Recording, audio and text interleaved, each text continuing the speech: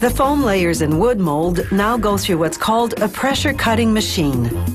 Pressure forces the slabs together while a thin blade slices the excess foam away.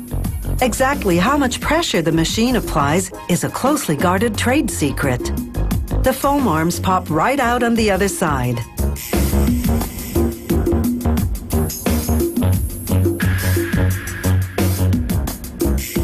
For the head and torso, they use a foam slab measuring 139 by 43 by 14 centimeters.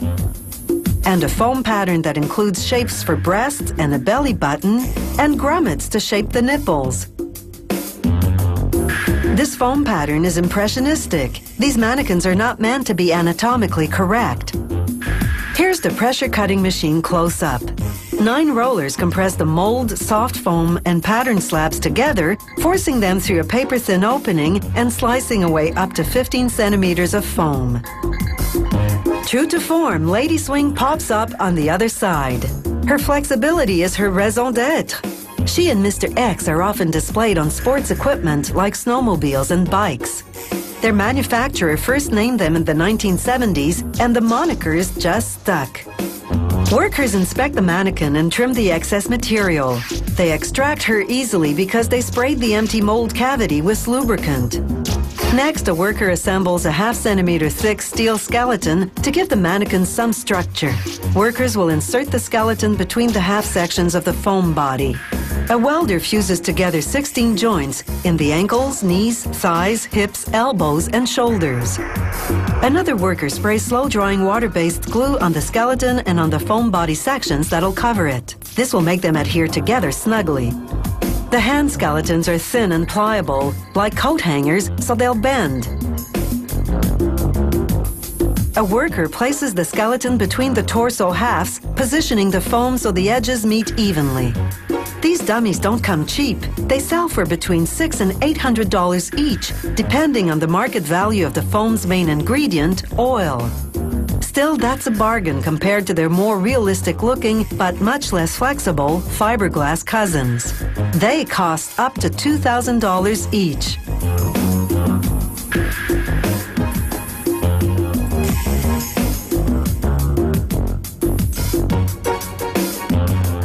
After letting the parts dry and set overnight, a worker tests the limbs for flexibility.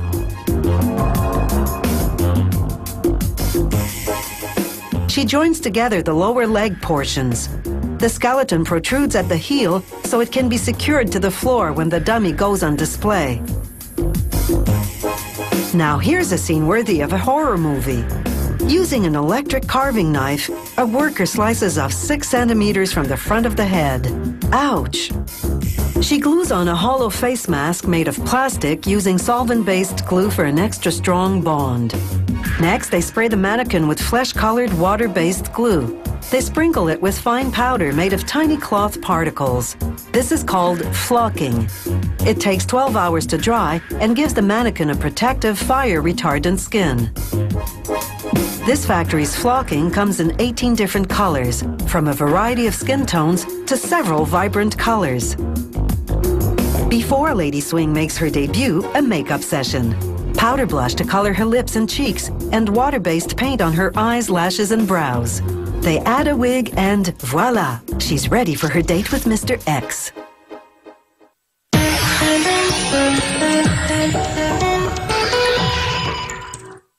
Socks are something we put on without thinking.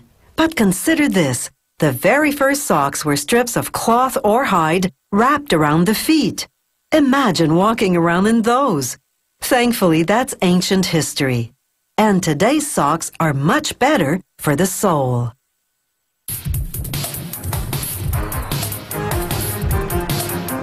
With so many styles and fibers for socks these days, it's no problem putting your best foot forward.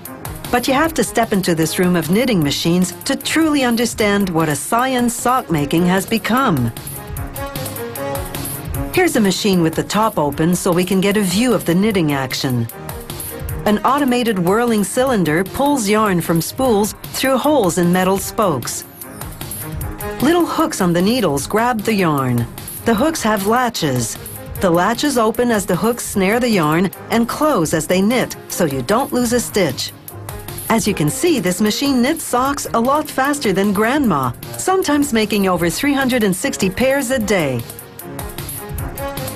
As the layers are added, a sock emerges from a tube at the bottom.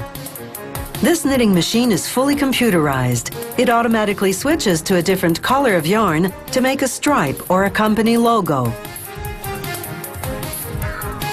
Now the machine changes gears to make a heel.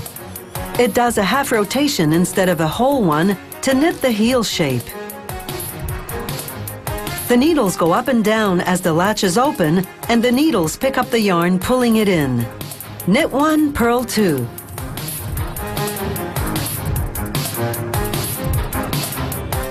Here it is in slow motion. This is about the speed at which a human could knit, but this machine normally runs at a speed of over 200 revolutions a minute. A tension mechanism moves back and forth, keeping the yarn from going slack and getting tangled. Now a sock shoots out of a vacuum tube, and a worker turns it inside out. She sews the toe closed and cuts off the extra fabric. Then she turns the sock right side out again, and it's sucked up by the vacuum. Next, the vacuum tube deposits the sock into a bin. The trapdoor on the end of the tube ensures that vacuum pressure isn't lost. But there's more than one way to close a sock toe, a more automated way. A worker slides the sock between two metal plates. Pressure holds them in place. Then a motorized conveyor system transports the sock to a sewing head. A blade cuts off excess fabric, and a needle goes up and down like an oil rig, stitching one row and then another as reinforcement.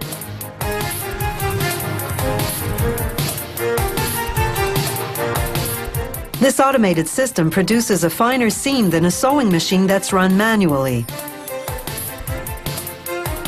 Now that the toe is closed, a robotic arm moves in and feeds the